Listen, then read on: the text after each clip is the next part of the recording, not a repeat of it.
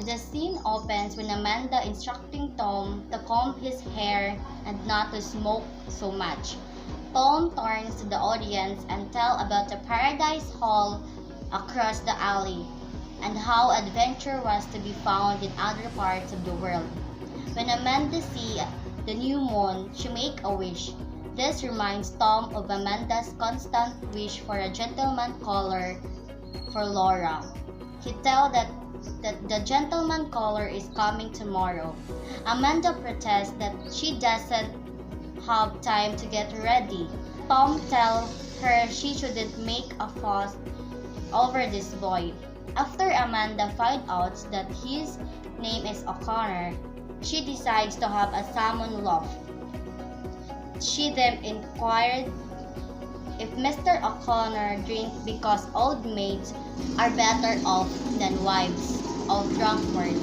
Amanda asked how much money Mr. O'Connor make a month and decided that $85 is just enough for the family man.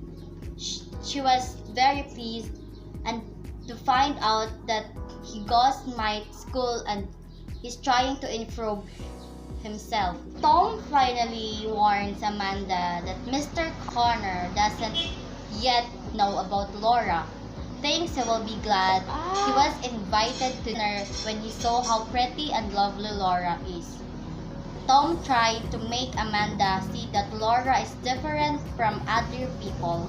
He doesn't want Amanda to expect too much from Laura. When he referred to her as creep, Amanda reminds him that he is never used that word. But Tom also means that Laura is different in other way because she lives in a world of her own. A world of little glass comment and old phonograph record. He then leaves to go to the movie. Amanda immediately calls Laura to come with upon a moon and tell her to wish for happiness and good fortune. Tom explains about Jim O'Connor. In high school, he had been the outstanding boy who had won basketball games and the silver cup in debating. But apparently, his speed slowed down after graduation because he was holding a job not much better than Tom's. But Tom explains that Jim was his only friend at the warehouse because Tom was valuable to Jim's ego as a person who could remember his greatness in high school. The scene then opens on Amanda and Laura as they are preparing for the arrival of the gentleman caller. Laura complains that her mother is making her nervous, but Amanda continues to fuss over Laura and even uses 2 powder puffs to pat Laura's breasts. Amanda goes away to dress herself and appear a little later wearing a very girlish frock held over from her youth and carrying a bunch of jonquils, the legend of her youth. Amanda tells Laura that she is to open the door when Mr. O'Connor comes. Laura is taken aback by this name, and when she hears that the first name of Jim, she tells Amanda that she won't be able to come to the dinner table. Since this would destroy all Amanda's plan, she will not abide Laura's silliness. Amanda disappears into the kitchen, and when the doorbell rings, she calls merrily to Laura to answer the door. Laura begs her mother to open the door and tells her that she is sick.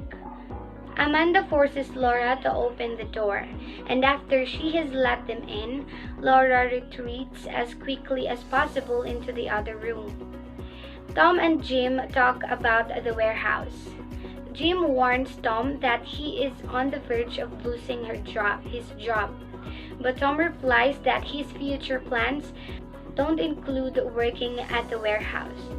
He has used the money for the last light bill to pay his dues at the Merchants Seamen's Union, but he warns Jim not to mention it because his mother doesn't yet know of his plans. Amanda comes in and meets Jim O'Connor. She immediately bombards him with a long talk about the weather, her gentleman colors, and her past life. When Tom comes back from checking on the supper, he says that the supper is already on the table and that Laura is not feeling well, but Amanda refuses to begin a supper until Laura comes. Laura enters and stumbles over a chair. And finally, Amanda notices that Laura is actually sick and tells Tom to help her to the living room. Laura lies shuddering on the couch while the others begin the evening meal. As the curtain rises, we see Laura still lying huddled in the sofa. Just as the others are finishing dinner, the lights go out. But Amanda calmly lights the candles and asks Jem if he would check the fuses. She realized that Tom probably didn't pay the light bill. So as punishment, she makes him help with the dishes while Mr. O'Connor gives Laura a company. She asks him to take Laura a little wine to drink. As Jim O'Connor approaches Laura, she sits up nervously, but Jim casually sits on the floor and asks Laura if she doesn't like to sit on the floor. He then chews some gum and offers her some. She asks her frankly why she is shy and refers to her as an old-fashioned type of girl. When Laura asks him if he has kept up with his singing, Jim then remembers that they knew each other in high school. When Laura mentions that she was always late for their singing classes because she was crippled and her voice is clumped so loudly, Jim maintains that he never noticed it. He thinks that Laura was too self-conscious. Laura brings out the light school yearbook, which he has pictures of Jim singing lead role in the operetta. Laura tells Jim that she always wanted to ask him to autograph her book, but he was terribly popular. Jim gallantly signs it for her now. When Laura asks Jim about his high school girlfriend, he tells her that it was just rumor. Jim wonders what Laura has done since high school.